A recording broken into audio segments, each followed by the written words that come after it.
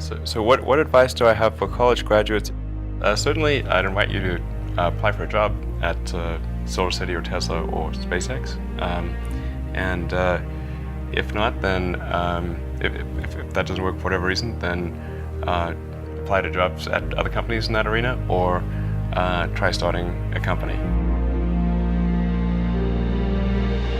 If you study engineering and you figure out how to design new things, then it's relatively easy to start a company.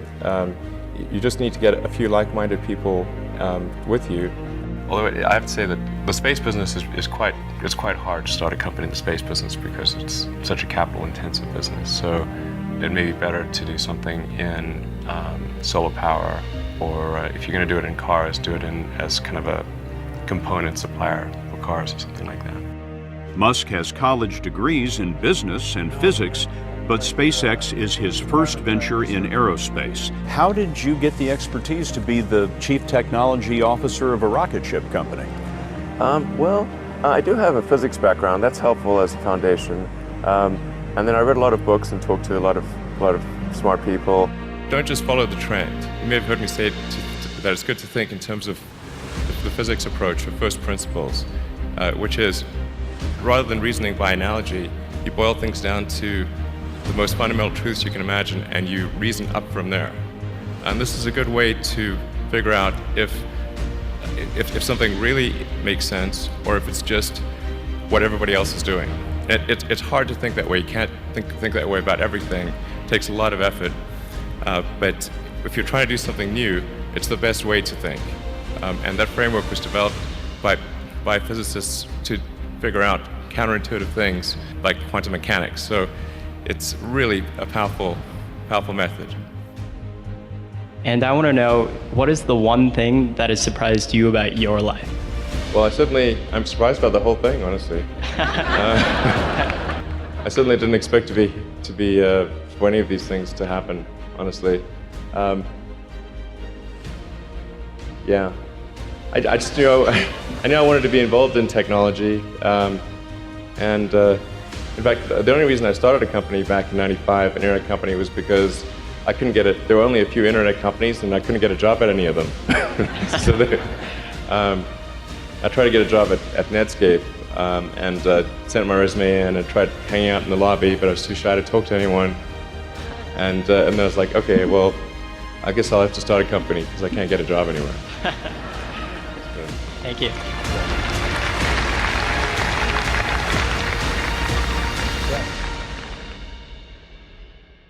I wouldn't say I'm fearless. In fact, I think I feel fear quite strongly.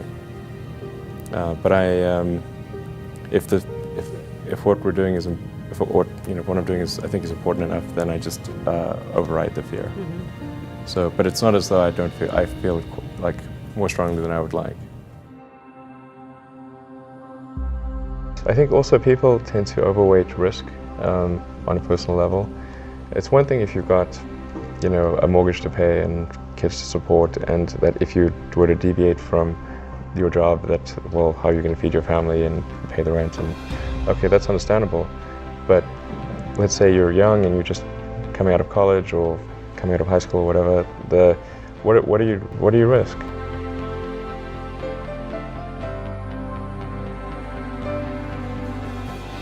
You're not going to starve. I mean, right. It's really certainly not in any kind of modern economy. It's so easy to earn enough money just to live somewhere and eat food. I don't know what are they afraid of? They're mostly afraid of failure, I think.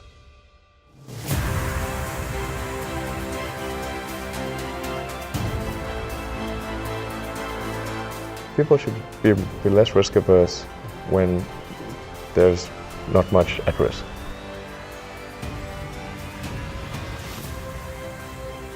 What is education? Like, you're basically downloading data and algorithms into your brain.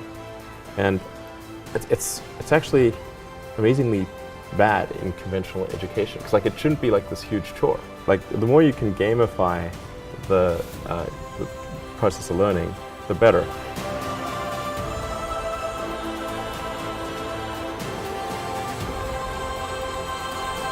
I was at sort of a slight existential crisis because I was trying to figure out what does it all mean? Like, what's the purpose of things? And I came to the conclusion that if we can advance the knowledge of the world, if we can do things that expand the scope and scale of consciousness, then we're better able to ask the right questions and become more enlightened, and that's really the only way forward. What drives you? What is it that when you wake up in the morning, do you see a problem and you want to solve it? The thing that drives me is that I want to be able to think about the future and feel good about that. We're doing what we can to have the future be as good as possible, to be inspired by what is likely to happen, and to look forward to the next day.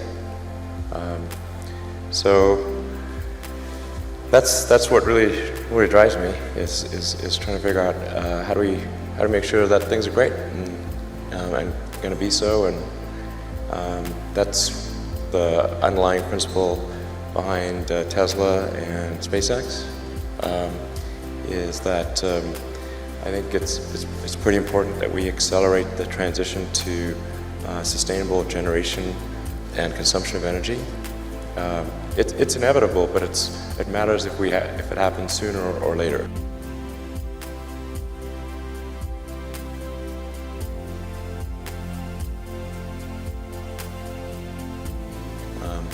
And then SpaceX is about helping make life multiplanetary, and doing what we can to continue the dream of Apollo, and ultimately make a contribution to life becoming multiplanetary. Well, let's talk a little more about that. I think everyone is very interested in that when you say making life multiplanetary. Yeah, that's exciting. It is exciting. So what's your vision there? I think, particularly for Americans, like, think about America is a nation of explorers. People came here from other parts of the world that, chose to give up the known in favor of the unknown. So I think exploration, like I think the United States is a distillation of the human spirit of exploration, so that's why it appeals to Americans so much. You can see this when, say, there was a shuttle tragedy, and 7 people died, and that's terrible. But a lot of people die all the time. But why do we care so much? Because it was the dream of exploration that was dying along with those people. That's why. I thought both Tesla and SpaceX would fail at the beginning. You saw it? Yeah, sure. Really? Of course. But nevertheless, you put all your money in that. I expected to lose it. Well, technically, what I thought was, well, I'll take half the money from PayPal, and if I lose half of it, that's okay. But then, of course, the companies encounter difficulties, and then have a choice of either let the company die, or put all the money into the companies. And so I really didn't want the companies to die, so I put all the money in the companies. Yeah. And then I had to borrow money from friends to pay living expenses. Yes. It's just looking just for evidence of exceptional ability. And if there's a track record of exceptional achievement, then it's likely that will continue into the future.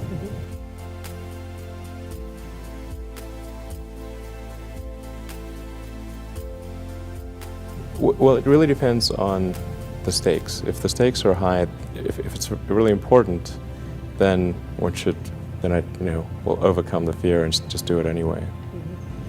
But essentially, I just drive overrides fear, but I feel the fear. It's kind of annoying. I wish I didn't. Okay. I wish I felt it less.